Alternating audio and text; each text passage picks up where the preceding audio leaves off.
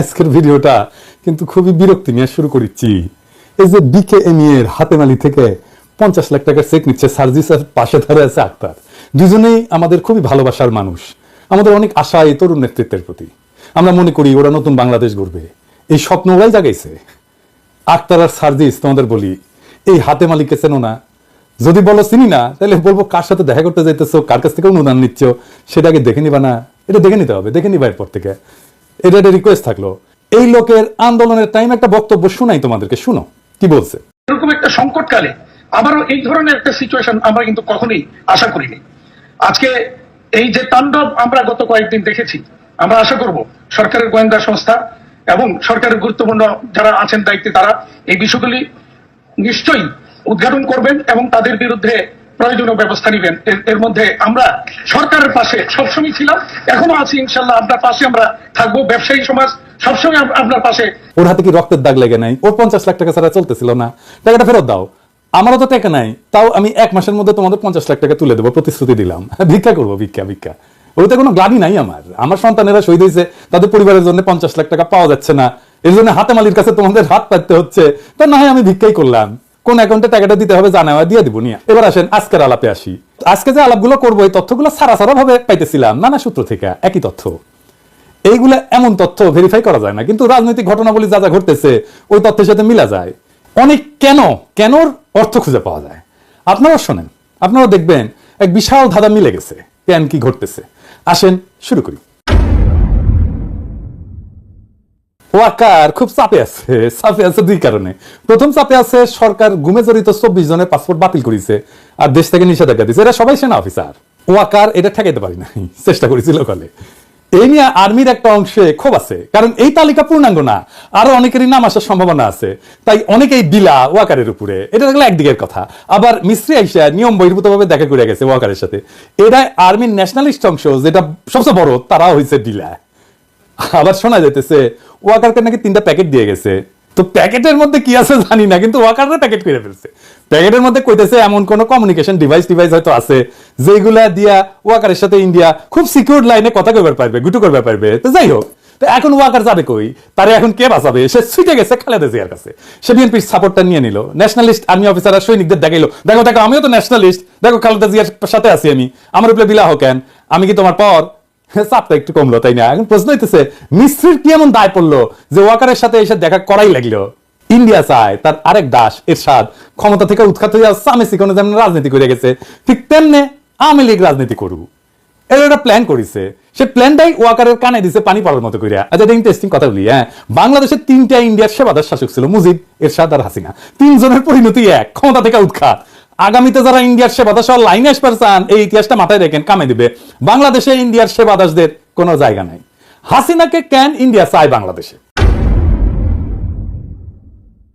কেন হাসিনা রেহানার আন্ডা বাচ্চাদেরকে দিয়া করলো না, বা আওয়ামী লীগের অন্য কোনো নেতাদের দিয়া করলো না? তারা দেখেছে আওয়ামী লীগে আর কোনো ইউনিফাইং ফিগার নাই, মানে যারে দিয়া পুরো আওয়ামী লীগকে ইউনিফাইড করা যায়, ঐক্যবদ্ধ করা যায়। জয়রে দিয়া চেষ্টা করছে, বুঝা গেছে ওরে দেওয়া হবে না। হ্যাঁ, জয় গল্প খেলিচ্ছে, দেখেন ওই নিজের লাইনে ফিরে গেছে। ওর বুড়ি দেখেছেন? হ্যাঁ, বুড়িটা দেখে দেন। হ্যাঁ, এইটা সাহেব মাল টেনবি, দিন রাত কাম কাজ নাই, বুড়ি হবি না। আবার ডেটিং অ্যাপস ইউজ করে গার্লফ্রেন্ড জুটেছে। আমি বুঝি না, বুঝাও। ওই যে কুত্তাটা নিয়ে বসে থাকিছিল না, কুত্তাটা গলে সুন্দরী আসছিল কলে, তারপর গার্লফ্রেন্ড লাগে কেন বুঝি না। আবার ওর কাজিন টিউলিপের বিরুদ্ধে দুর্নীতির অভিযোগ উঠেছে। ফ্ল্যাট নিছে, ফ্ল্যাট বিনা পয়সায়। ওই ফ্ল্যাট নিয়ে লিটনের ফ্ল্যাট বানাবি, ওর চাকরি বাকরি তোর যাবে, তোর আয় উপার্জন ক্যাঙ্কা করে হবি, ওই লিটনের ফ্ল্যাট দিয়ে আয় উপার্জন করবি। তো যাই হোক, আবার টিউলিপের বোন রূপন্তী ও ধরা খাইছে, ওই একই ফ্ল্যাট কিচ্ছা। ফ্ল্যাট এত পছন্দ ওদের লিটনের ফ্ল্যাট, বুঝছাও। পুতুলেরা 5 হাত লাতি দিয়া বিশ্ব স্বাস্থ্য সংস্থা থেকে খাতাবি, আমি কয়ে দিলাম, লিখে রাখেন। ববিও ধরা খাবি না, ওয়েট করেন। এগুলো গেলে এমনি হচ্ছে না, এইগুলা কোনো র্যান্ডম ঘটনা না। হাসিনার পুরা ফ্যামিলি নেক্সট জেনারেশন যেন মাথা তুলবেন না পারে, সে ব্যবস্থা করবে ওয়েস্টার্নরা, পশ্চিমারা, বুঝছাও। তার মানে বুঝেছেন তো, হাসিনারে ছাড়া উপায় নাই ইন্ডিয়ার। তারাই সামনে রেখা আওয়ামী লীগটা গুছায় শেষ চেষ্টা করবে, তার রাজত্ব কিছুটা যদি রক্ষা করতে পারে। এখন কেমনে হাসিনাকে বাংলাদেশে আনবি? ওই যে শর্ট করে ঢুকে পড়বে কইছিল না, ওই শর্ট করে ক্যাঙ্কা করে ঢুকে দিবি, সেটার প্ল্যান কি? হাসিনাকে ফেরত দিবে ইন্ডিয়া, এটা কয়ে গেছে মিস্ত্রি। আবার লাফাই উঠেন না যে ইন্ডিয়া কত ভালো, হাসিনাকে ফেরত দিচ্ছে। হ্যাঁ, তাই মনে হচ্ছে ফেরত দিলে তো ওয়াকারের সাথে কথা কওয়া লাগে না। ওয়াকারকে সে কন্ডিশন দিছে, সেটা হইতেছে তারে এরশাদের মতো নিজ গৃহে অন্তরীণ রাখতে হবে। এরশাদকে যেমন রাখিছিল না, খালেদা জিয়াকে রাখিছিল না, সিংহে করে রাখা লাগবি। সেই গৃহ কোনটি, নিজ গৃহ কোনটি? গোপালগঞ্জের টুঙ্গিপাড়া, উঠি থাকবে হাসিনা। আর কি হাসিনার দলকে নির্বাচন করবে দেওয়া লাগবে। মির্জা ফখরুল প্রফেসর ইউনূসকে গিয়া কয়ে আসছে না, এটা ওটা দেখান যে মির্জা ফখরুল কয়ে আসছে প্রফেসর ইউনূসকে। বিএনপিকে তার রেটরিক বদলাইতে হবে, তার রাজনীতির ভাষা, স্লোগান এই সমস্ত বদলাইতে হবে, বক্তৃতা বদলাইতে হবে।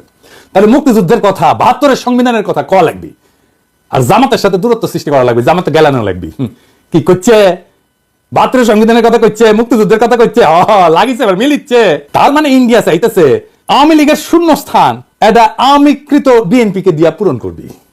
ইন্ডিয়া জানে বিএনপি জিতবি ইলেকশনে, এটা শুনে বিএনপির লোকেরা খুশি হয়ে গেছে যে দাদা কইছে যে জিতবি, যে তার চান্স আছে, এটা ঠিক। যাই হোক, আই আলাপে পরে এসেছি। এই কারণে বিএনপির উপরে ধরেছে বাজি ইন্ডিয়া। বিএনপির ডিস্টার্ব দিবি না ইন্ডিয়া এই ৫ বছর, এটা কইছে। এটা হইতেছে আন্ডারস্ট্যান্ডিং। এইবার আপনারা আশেপাশে যা ঘটতেছে তা মিলে যেতেছে, তাই না? কেন কোনটা ঘটতেছে? ওয়াকার আইসা খালেদা জিয়ার কাছে আত্মসমর্পণ করছে, আশ্রয় চাইছে, ইন্ডিয়ার সাথে আন্ডারস্ট্যান্ডিং হয়ে গেছে, তাই বিএনপি আকাশে উঠতেছে, ক্ষমতার তো চলে আসছে। খারান একটু খারান, এত তাড়াতাড়ি উল্লাস করেন না। হ্যাঁ, বিএনপিরা ইন্ডিয়া যে ডিস্টার্ব দেবে না, দেশের মানুষকে ধৈর্যা, তারা ঠাসি খায় বসে থাকবে। ভোটের হিসাব জানি না, বলা মুশকিল, কিন্তু একটা কথা বিএনপি কই, আপনাদের যত প্রস্তুতি থাকুক, আপনাদের ভোটে হারায় দেওয়া কোনো ব্যাপার না। একটা সিরিয়াস টিম যদি কাজ করে ৩ মাস মাত্র, আপনার বিরোধী শক্তিগুলো যদি ঐক্যবদ্ধ হয়ে যায়, কয়েকটা স্ট্র্যাটেজিক মুভ নেয়, আপনি হারবেন কিনা জানি না, কিন্তু আপনার আসন সংখ্যা ব্যাপকভাবে কমায় দেওয়া যাবে। কেউ যদি এটা করে কি হবি, আমি যা যা কইলাম তা যদি ঘটে যায়, মানে হাসিনা যদি আসে, গোপালগঞ্জে যদি ঘাটি গাড়ে, আওয়ামী লীগ যদি নির্বাচন করে, বিএনপি অজুহাত দিবে আমাদের কি দোষ, এটা তো প্রফেসর ইউনূসের সরকার করেছে। কিন্তু আমরা জানি বিএনপি ওকে সিগন্যাল না পাইলে প্রফেসর ইউনূস কোনোটাই করবে না। বিএনপি যদি ইন্ডিয়ার সাথে নেগোসিয়েশন করেন, বিএনপির কর্মীরা, নেতারা লিখে রাখেন এই নির্বাচনে যেটা ক্ষমতা হয়তো নিতে পারবেন, কিন্তু রাষ্ট্র চালাইতে পারবেন না। পুরা টার্ম পূরণ করতে পারবেন কিনা আমার সন্দেহ আছে। ওই টার্মই আপনাদের শেষ টার্ম হবে। আপনারা আর সরকার গঠন করতে পারবেন না জিন্দেগিতে। আপনারা এই জুলাই আগস্ট বিপ্লবের চেতনা ধারণ করতে পারবেন না, এটা করতে হবে ধারণ। এটা মনে করেন না যে আপনাদের হুদায় বদনাম করিচ্ছি। হ্যাঁ, খুবই বিশ্বাসযোগ্যভাবে ক্যালকুলেট করে দেখাই দেওয়া যাবে কেন আপনারা আর ক্ষমতা আসতে পারবেন না যদি ইন্ডিয়ার সাথে নেগোসিয়েট করে আসেন। এটার বাইরে আরো 2টা কারণ আছে। আপনাদের রাষ্ট্র চালানোর প্রস্তুতি নাই। প্রায় 18 বছর আগে যারা মন্ত্রী ছিল তারা কেউ আর কর্মক্ষম না। আপনাদের সরকার হবে কুচিকাচার মেলা, কারোই রাষ্ট্র পরিচালনার অভিজ্ঞতা থাকবে না। আপনাদের 31 দফায় তার প্রমাণ আছে। ওইটা নিয়ে এত কাজ হয়েছে, এটা নিয়ে আলাপ করবো নি আরেকদিন। আর 2 নম্বর হইতেছে ভারতের সাথে ঘুটু করা বাংলাদেশের মানুষ খুবই খারাপ ভাবে নিবে। তাই খুব খেয়াল, সামনে মুরগি পিছে শেয়াল। যাই হোক, আজকে এপিসোডের শেষে একজন শহীদের গল্প বলি। 2.5 মাস আগে ওর বাবা মরে গেছে। আমার বেটার টাকায় চলতো বড় সোয়ালের পড়াশোনা আর 4 জনের সংসার। বেটা নাই রে, এখন কিডা চালাবনি সংসার। বিলাপ করতে করতে ভাঙা গলায় কথাগুলো বলছিলেন বুলজান খাতুন। আন্দোলনের সময় নারায়ণগঞ্জের একটি ভবনে হামলাকারীদের দেওয়া আগুনে পুড়ে তার ছেলে আব্দুস সালামের মৃত্যু হয়। বুলজান খাতুন কুষ্টিয়ার কুমারখালী উপজেলার জগন্নাথপুর ইউনিয়নের চর ভবানীপুর গ্রামের মৃত সাবের আলীর স্ত্রী। তার ছোট ছেলে আব্দুস সালাম নারায়ণগঞ্জের চিটাগাং রোড এলাকায় একটা 10 তলা ভবনের 2য় তলায় ব্যাংকের একটি শাখায় সাজসজ্জার কাজ করছিলেন। আন্দোলনের সময় সহিংসতায় বিকেলে ওই ভবনে আগুন দেয় দুর্বৃত্তরা। আগুনে পুড়ে ঘটনাস্থলেই মারা যান সালাম। চর ভবানীপুর গিয়ে দেখা যায় টিন শেডে আধ পাকা একটি ঘরের ভেতর সালামের মাকে ঘিরে বসে আছেন স্বজনেরা, আর তার মা বিলাপ করে কাঁদছেন। আরেক কক্ষে বাকরুদ্ধ হয়ে শুয়ে আছেন সালামের স্ত্রী মারিয়া খাতুন। কথা বলার শক্তি হারিয়ে ফেলেছেন তিনি। পাশেই বিছানার উপরে খেলা করছে তাদের 1.5 বছর বয়সী একমাত্র সন্তান। শিশুটিকে দেখে কেউ কেউ বলছিলেন সে বুঝতেই পারছে না যে তার বাবা আর নেই। সালামের বড় ভাই আলামিন বলেন, শনিবার বিকেলে হঠাৎ ফোন দিয়ে সালাম আমাকে বলল, ভবনে আগুন দিয়েছে, ধোঁয়ায় কিছু দেখা যাচ্ছে না, শ্বাস নিতে কষ্ট হচ্ছে, আমি মনে হয় আর বাঁচব না, তুই আমার স্ত্রী, সন্তান আর মাকে দেখে রাখিস। নিহত সেলিমের স্ত্রী শোভা খাতুন জানান, গত বিকেলে ফোনে সেলিমের সঙ্গে শেষ কথা হয়েছিল। ফোনে বারবার তিনি বলছিলেন, প্রচুর ধোঁয়া, নিঃশ্বাস নেওয়া যাচ্ছে না, হয়তো আর বাঁচব না, বাবা, মা আর মেয়েকে দেখে রাখিস। বিলাপ করতে করতে শোভা বলছিলেন, এখন আমাদের দেখবে কে? 3 বছরের মেয়েকে নিয়ে কোথায় যাব? শহীদ সালামের পরিবারকে যদি আপনারা খুঁজে পান আমার কাছে নিয়ে এসেন, আমার সাথে পরিচয় করিয়ে দিন। আমার সীমিত সামর্থ্য দিয়ে এই পরিবারটির দায়িত্ব নেব। এমন হাজার হাজার সেলিমের মৃত্যুর জন্য যারা দায়ী, তাদের নিয়ে ভোট করতে চায় বিএনপি। তাদের কিভাবে রক্ষা করা যায় সেই প্রজেক্ট নিয়েছে বিএনপি। দলে দলে আওয়ামী লীগাররা ঢুকতেছে বিএনপিতে, প্রমাণ চান? দেখেন। জয় বাংলা, বাংলাদেশ জিন্দাবাদ, বাংলাদেশ জিন্দাবাদ। যাই হোক জয় বাংলা বলতে বলতে অভ্যাস আছে, তো আমরা এখন পরিবর্তন হয়েছি, পরিবর্তন হতে যাচ্ছি। যাই হোক, কেউ এ নেবেন না। বাংলাদেশ জিন্দাবাদ, বাংলাদেশ চিরজীবী হোক। হরে কৃষ্ণ।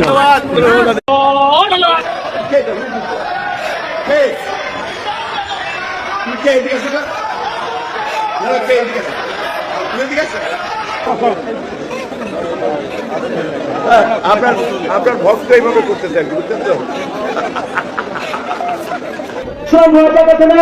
আগামী দিনের কান্ডারি এই বক্তব্য বলে আমি আমার বক্তব্য এখানে শেষ করছি। জয় বাংলা, জয় বাংলাদেশ, বাংলাদেশের জাতীয়তাবাদী আওয়ামী লীগ।